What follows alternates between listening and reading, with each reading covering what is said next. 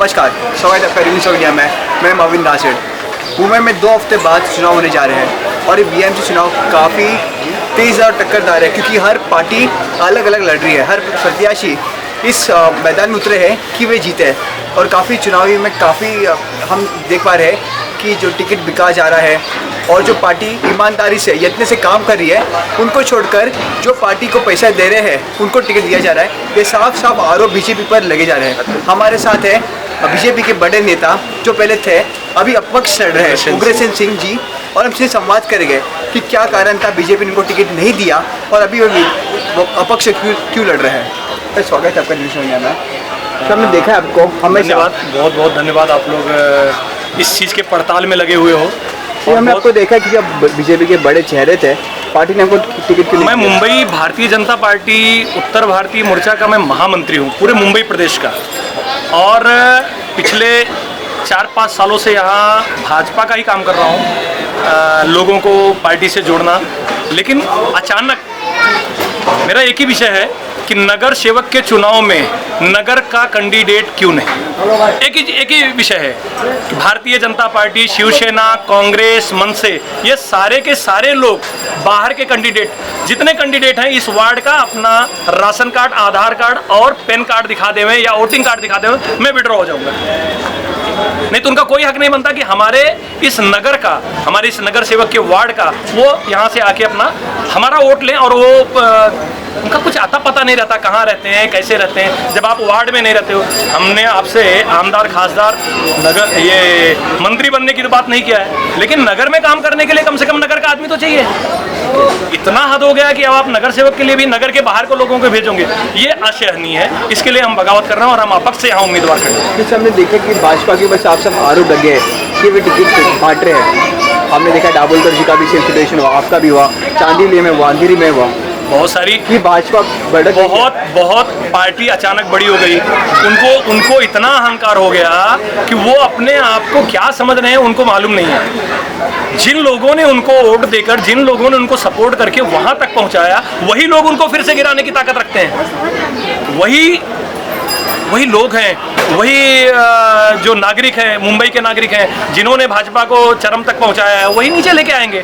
उन्होंने कहीं भी स्थानिक लोगों को महत्व नहीं दिया। स्थानिक लोग कैंडिडेट नहीं है, सारे के सारे लोग बाहर से भेजे गए हैं, और विषय बना हुआ है।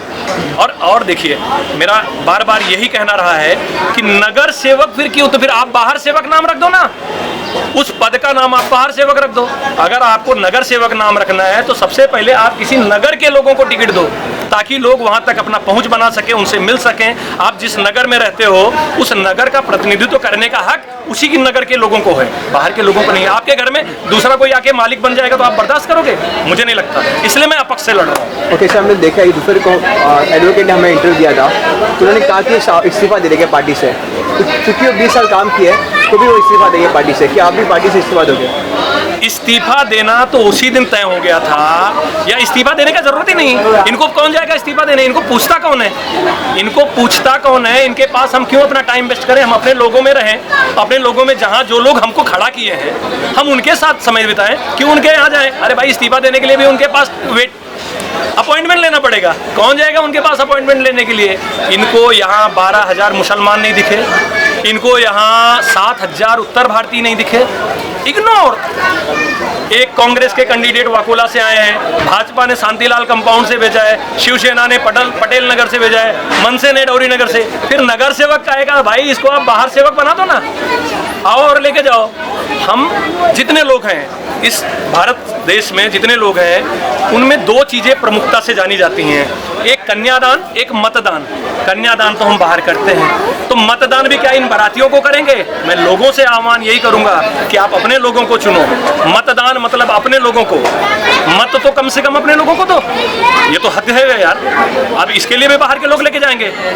तो ये मेरा यही लड़ाई है मेरी कि स्थानिक लोगों को महत्व देना चाहिए। और भी बहुत सारी विषय है, जैसे इस वार्ड में एक बहुत बड़ा महानगर पालिका का हॉस्पिटल है। आप लोग को बताते हुए मैं मतलब हीन हो रहा है कि उसमें किसी भी बच्चे का डॉक्टर नहीं है। आम आदमी वहां जाता है, उसकी सुनवाई नहीं होती। जब तक तक कोई नगर सेवक फोन नहीं करे, जब तक कोई नेता फोन नहीं करे, कोई किसी को पूछता नहीं। मेडिकल की दवाएं बाहर से लिखी जाती हैं, हॉस्पिटल दवा नहीं देता, ड्रेनेज का काम नहीं होता, टॉयलेट संडास का कोई लेना देना नहीं है। ये सारे के सारे लोग नगर सेवक न रह के सबके सब साहब हो चुके हैं। First class first class. Sir मैंने देखा है कि आप आशीष लार के, पंकज के और पूनम महाजन में काफ़ी क्लोज हो, बहुत तो क्या सूचना, क्या संदेश प्रदान करना चाहोगे? मुझे उन सारे नेताओं से, जो मेरे नेता नहीं रहे, मुझे उन सारे नेताओं से एक ही चीज़ कहना है, एक ही चीज़ पूछना है कि क्या आपकी दूरदृष्टि तेज हो गई और नज़दीक की दृष्टि कमज़ोर हो गई है? अगर आपको अपने नज़दीक के लोग नहीं दिखते तो दूर के लोग कब पलायन कर जाएंगे, इसका कोई तो पता नहीं। सर अभी आप विपक्ष उम्मीदवार लड़ रहे हो, चुनाव लड़ रहे हो, किस मुद्दे पर आप चुनाव लड़ोगे? मेरा मुद्दा यही है, स्थानीय का मुद्दा है, समाज में विकास का मुद्दा है, हॉस्पिटल पता है ना आपको, हॉस्पिटल का मुद्दा है, ड्रेनेज का मुद्दा है, बहुत सारे। आप गलियों में जाओगे लड़खड़ा के गिर जाओगे, ये हालत है गलियों की, कोई काम नहीं हुआ है। मैं आपको बता रहा हूँ, लोगों को लड़ा के वोट लेने का ये साजिश पिछले 4-5 साल से जोर पकड़ लिया है। बस मेरा मुद्दा यही है कि लोग लड़े नहीं, नगर के लोग एक साथ हो जाएं, अपने नगर के आदमी को चुन के लावें, बस एक ही विषय है। बाकी लोग जो बाहर से, उनको बाहर कर दो एक बार, दोबारा अगर इस क्षेत्र में बाहर के लोग आना बंद कर देंगे। ओके सर, मैं पूछा था एडवोकेट से भी और काफ़ी बीजेपी के नेता से, क्योंकि आपको अन्याय हुआ आपके साथ, अगर पार्टी आपसे कहती कि सेटलमेंट करने का, आपको पैसे देकर अगर बैठने का मौका दिया, तो क्या पैसे लेके बैठोगे? भाई मैं तो उनको वही बोलूंगा कि जो जितनी तुम्हारी ताकत है, जितनी तुम्हारी औकात है, वो मेरा एफिडेविट जाके देख लें, उनसे ज़्यादा कमा के रखा हूँ, बैंक में जमा किया हूँ। क्या चाहिए उनको यार, मैंने मेरा एफिडेविट जमा किया हूँ, मुझे कौन तोल सकता है? मैं तोला राम नहीं हूँ, मैं मेरा एफिडेविट जमा किया हूँ। आदरणीय चुनाव आयोग को, सम्मानीय चुनाव आयोग को मैं मेरा एफिडेविट जमा किया हूँ, उसमें मैं मेरे बैंक का डिटेल और मेरा बैंक बैलेंस और मेरे हाथ में क्या है वो प्रॉपर्टी सब दिया हूँ। तब उससे ज़्यादा उनकी औकात नहीं देने की, अब इससे ज़्यादा क्या बोलूँ? ओके सर, आप नगर सेवक चुन के आते हो, आपकी प्राथमिकता क्या रहेगी, किस चीज़ों पर काम करें? प्राथमिकता, सबसे पहली प्राथमिकता रहेगी कि जो लोग दूर दूर होते जा रहे हैं एक दूसरे से, जो लोग दूर हो रहे हैं, चाहे वो हिंदू हो, चाहे मुसलमान हो, चाहे उत्तर भारतीय हो, चाहे महाराष्ट्रियन हो, गुजराती हो, जो भी हो, उनको पहले इकट्ठा करना पड़ेगा। बहुत दूरियां बढ़ते जा रही हैं, ये असहनीय है, क्योंकि दूरियां इतनी बढ़ रही हैं ना कि अब हम नमस्कार करके निकल जा रहे हैं। दिल में यार कम से कम अपनेपन का तो भाव लाओ। कहाँ चले गया वो दिन, कहाँ जा रही है राजनीति? सिर्फ अब मतलब तोड़फोड़ के लिए रह गई।